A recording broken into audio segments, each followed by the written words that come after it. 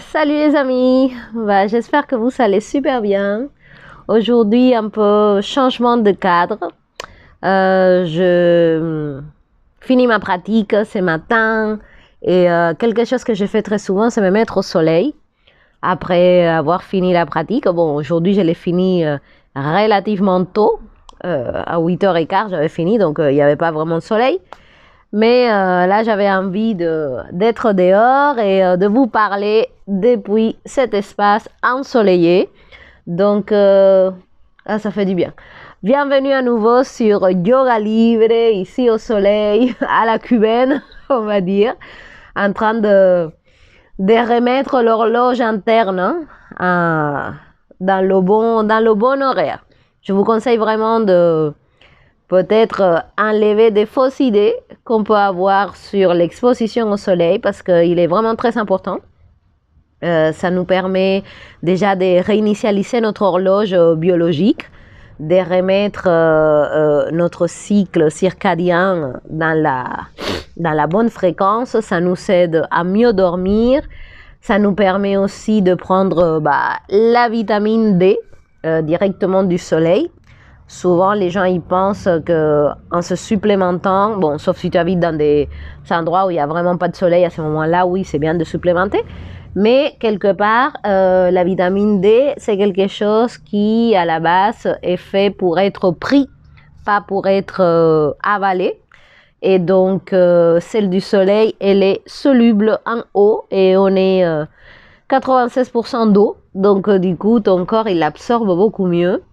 Ça te permet de réguler les glandes principales du corps, de booster ton système immunitaire. C'est ultra relaxant en plus. Ça enlève les douleurs. Donc bon, c'est pas une vidéo sur le soleil aujourd'hui, mais vu qu'on est dehors, j'avais envie d'échanger rapidement avec vous sur ça parce que c'est vrai que je trouve qu'aujourd'hui, le soleil, il est vachement démonisé.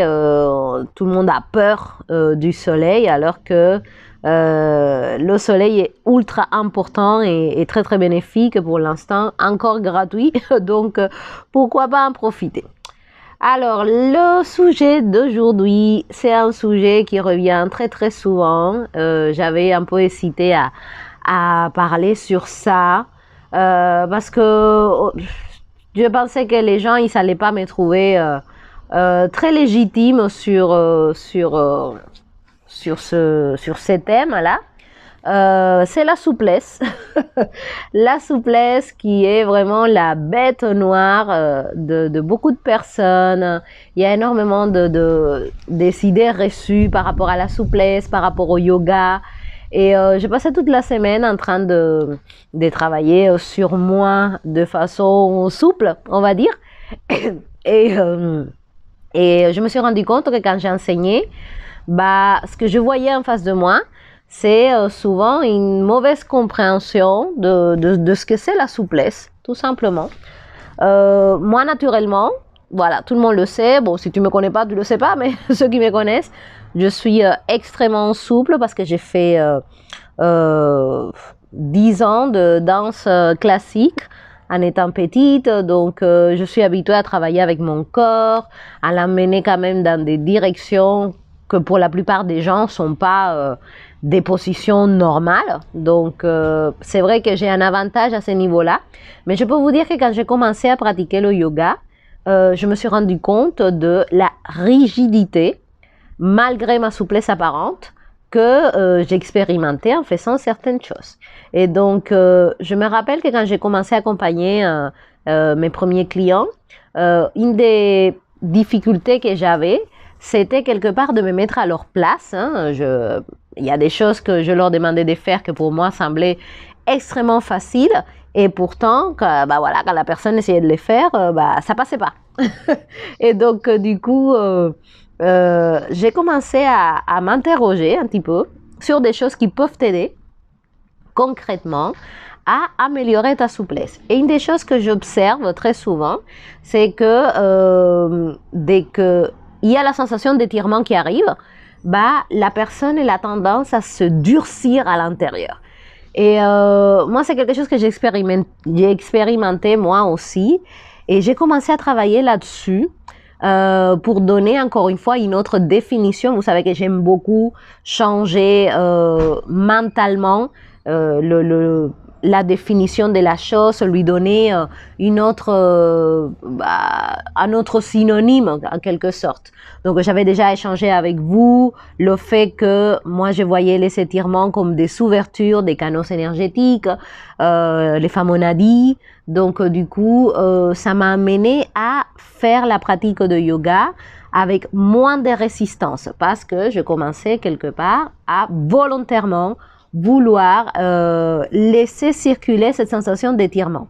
Pour les personnes qui commencent la pratique du yoga ou qui souhaitent commencer mais ils sont un peu bloqués par le fait de cette fausse croyance qu'il faut être souple pour faire du yoga alors que c'est tout l'inverse. Tu n'as pas à être souple pour faire du yoga. Si tu veux vraiment améliorer ta souplesse, le yoga, c'est vraiment la meilleure activité que tu puisses faire. Vraiment, de toute mon expérience, mes 10 ans en tant que professeur, je n'ai vu que des gens qui, de façon très rapide et pour pas dire instantanée, améliorer leur niveau de souplesse. Après, la souplesse dans la tête des gens, ça dépend aussi avec quoi tu te compares. C'est sûr que si tu te compares avec une danseuse classique comme moi ou je sais pas, quelqu'un qui fait de la gymnastique, qui est contorsionniste, bah voilà, ta vision de ta propre souplesse, bah elle va être diminuée. Et je vois que c'est ça le problème dans pas mal de cas. Les gens, ils sont acceptés, pour pas mal d'entre vous, si toi tu es raide et tu es en train de m'écouter, je pense que tu t'es trop identifié avec le fait que tu as déjà entendu ou c'est ce que tu te dis toi-même, je suis raide, je suis raide, je suis raide comme un bâton, je suis dur, je ne suis pas souple. C'est vraiment l'expression qui revient le plus souvent. Ah, je ne suis pas souple, je suis trop raide, je suis trop raide. Et donc, comment tu veux changer cette réalité si tu continues à t'identifier comme quelqu'un qui est raide? Et donc, la chose que je pourrais te conseiller de faire, parce que je ne suis pas raide du tout, et ça s'est beaucoup amélioré, et j'ai vu vraiment des ouvertures, j'ai pu accéder à certaines postures seulement en changeant le mindset et ma vision et mon ressenti par rapport à l'étirement et à la souplesse. Donc, je peux te dire que peu importe là où tu es aujourd'hui, tu peux commencer à accepter le fait que tu es souple. Je pense qu'il faut commencer par là. Moi, quand je travaille avec les gens, la première chose que je leur dis, c'est pars du principe que tu peux le faire. Et pourquoi c'est si important? Parce qu'encore une fois, les idées que tu mets à l'intérieur de toi créent des réalités, tout simplement. Et si tu es constamment en train de te dire « Ah, je suis raide, c'est trop, j'arrive pas » ou je suis dur » ou peu importe, bah c'est cette réalité que malgré toi, malgré ton envie de te relâcher, de te détendre, de faire des choses un peu plus dans la souplesse, dans l'élégance, dans l'élasticité, bah c'est tout simplement impossible. C'est tout simplement impossible parce qu'inconsciemment, tu es toujours identifié à cette idée que tu es raide.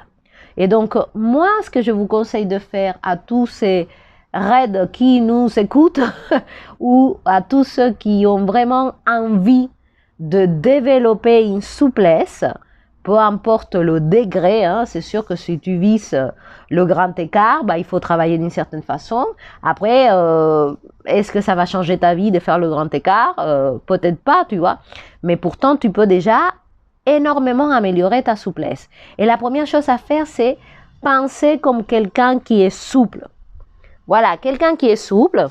Voilà, on va changer la caméra, voir si vous me voyez un peu mieux.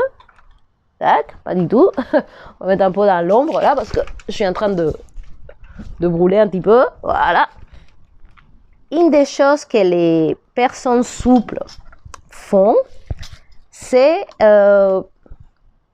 penser tout simplement comme quelqu'un qui est souple.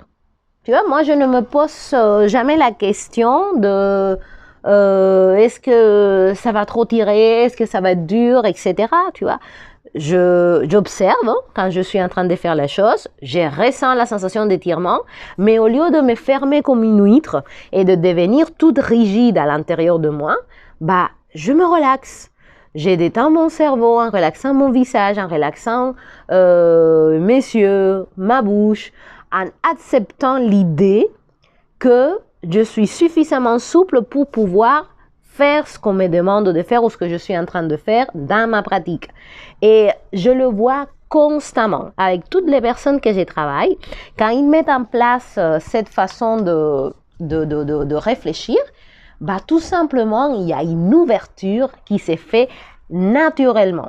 Et donc, ça me confirme dans cette idée que la souplesse dans ton corps, c'est d'abord la souplesse et la rigidité, pardon. La rigidité dans ton corps, c'est d'abord la rigidité dans ton esprit. Et que si tu arrives vraiment à accepter l'idée que tu peux t'ouvrir, te détendre, te relaxer malgré l'étirement, bah ton corps ne peut que réagir à cela. Et toutes ces personnes qui sont tout le temps en train de répéter à la longueur des journées je ne suis pas souple, je suis raide comme un bâton, tout simplement arrêtez de vous dire ça.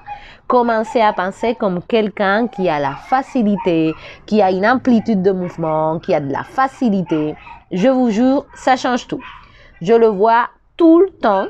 Dès que je vois quelqu'un qui va faire une pause et il se met en mode défense, voilà, relaxe-toi, laisse l'étirement circuler en toi et tu vas voir que les choses se passent avec beaucoup de douceur et beaucoup de tranquillité.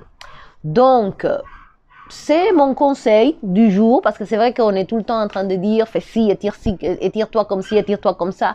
Mais si tu ne changes pas ton mindset, tu peux t'étirer dans tous les sens, dans toutes les façons que tu veux, ça ne changera rien. Parce que tu es raide, rigide dans ton esprit, dans ta façon de penser.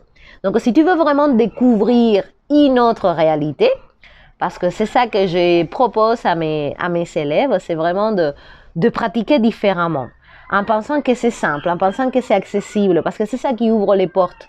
Tu peux pas vouloir être une nouvelle personne avec les mêmes schémas de pensée d'avant. Tu vois, c'est pas cohérent. Donc, si toi tu souhaites t'ouvrir à une autre réalité, je te conseille vivement de profiter de cette séance, de me contacter, soit par Instagram, soit par ma page Facebook que je mets toujours dans la description.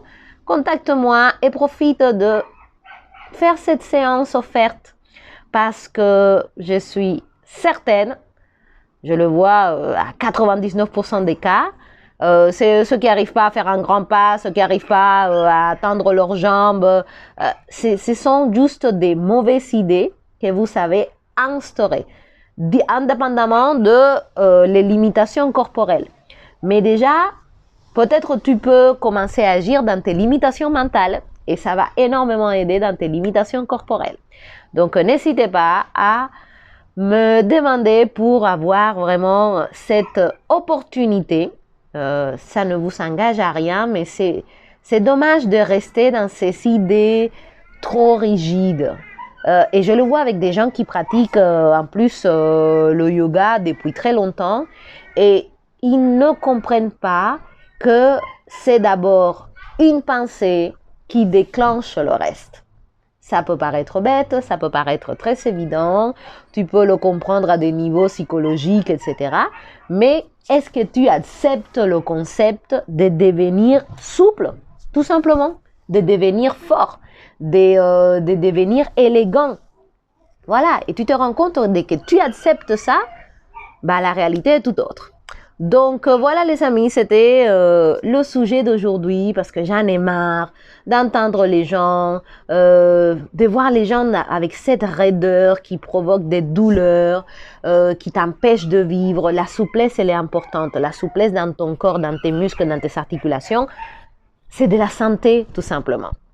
Et les gens sont tellement habitués à être dans la douleur, dans la contrainte, dans la limitation, qu'ils pensent que c'est normal. Et moi, ça me fait beaucoup de peine, voilà. Et dès qu'on commence à travailler dans ce sens, tu vois comme si la personne, elle était en train de renaître. Tu vois une espèce d'ouverture dans ses yeux, son regard devient lumineux, son énergie change, sa disposition par rapport à la vie, elle change tout simplement. Parce que la souplesse, c'est la vie, voilà, comme le soleil. Donc, vous savez tout. Moi, je fais tout simplement comme ça. Je ne me prends pas la tête. Je pense être souple et donc je le deviens. Essaye. Et si tu ne sais pas comment essayer, call me et voilà, je te montrerai que toutes tes fausses croyances, c'est ça, des fausses croyances. Voilà, le chien qui aboie, la vie, c'est comme ça. Allez tout le monde, je vous embrasse, je vous souhaite un bon week-end et restez souple parce que dans la vie, parfois il y a des situations où tu ne peux pas réagir dans la dureté, sinon tu te casses. Voilà, il faut être malléable, il faut pouvoir s'adapter et la souplesse que tu développes sur ton tapis de yoga, c'est ensuite une souplesse qui t'accompagne face à des situations peut-être pas très agréables, face à des personnes. Ça te permet vraiment de naviguer dans ta vie avec le pouvoir de créer une autre réalité. Voilà. Donc, je vous embrasse, je vous donne rendez-vous à nouveau sur cet espace de yoga libre parce que ça fait du bien d'être libre dans son corps, dans sa tête, dans son cœur. Et voilà, il y en a marre de tous les gens ultra raides. Vous pouvez changer, tout simplement, accepter de changer, accepter de vous s'ouvrir, accepter de rendre possible une autre réalité. Arrêtez de rester accroché comme un paresseux à son arbre, à tous ces vieux schémas de pensée qui sont que dans la limitation, dans la contrainte, dans la inaccessibilité. Voilà, je pense qu'on est beaucoup plus que ça. Et c'est bien de s'en souvenir ou d'avoir quelqu'un comme moi qui te le rappelle. Voilà, allez, je continue à prendre un peu de soleil parce que comme je suis noire, bah voilà, j'ai plus besoin. Ma mélanine, voilà, j'ai beaucoup plus de besoin d'exposition au soleil que peut-être quelqu'un qui a la peau blanche. Donc voilà, je vais retourner comme un lézard des Caraïbes au soleil, me relaxer, prendre tous les bienfaits et rester souple à l'intérieur de moi. Gros bisous et à très bientôt.